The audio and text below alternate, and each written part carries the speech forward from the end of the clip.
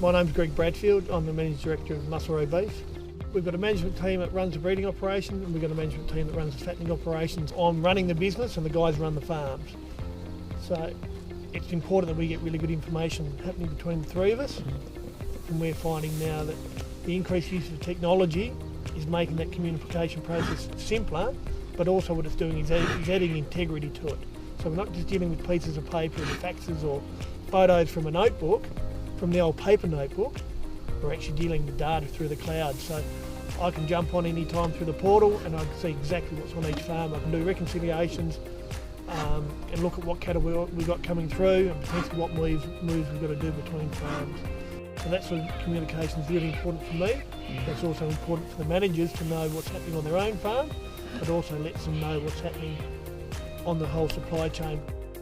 We need to get those transfers right, we need to get the timing right, we need to get the communications right. So that's where we find AgriWeb's really useful for that. We just make so much better decisions.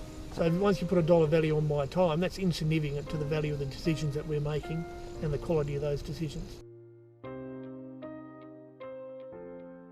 You've really got to be quite choosy on the software that you use. It's got to be easy to use, intuitive, and give you good information out without a huge setup cost, and that setup cost is dollars and time. So it's got to be a really simple program. And again, the software that we use is like that. AgriWeb's like that. My desk used to look like a bomb site. Paper everywhere, and you don't know where that piece of paper is that you need. But now you don't have to know where that piece of paper is because it's in you. You've got it in your computer, you know it's going to be there. And you know the dog hasn't eaten it because it's in there. I'd hate to be a farmer now who's doing a paper-based audit. It would really be starting to do the heads in now with the amount of information that we're expected to keep. And that's not going to stop, that's just going to keep coming. We've done them in paper before, and in the early days, doing that sort of audit now would just do the heavy.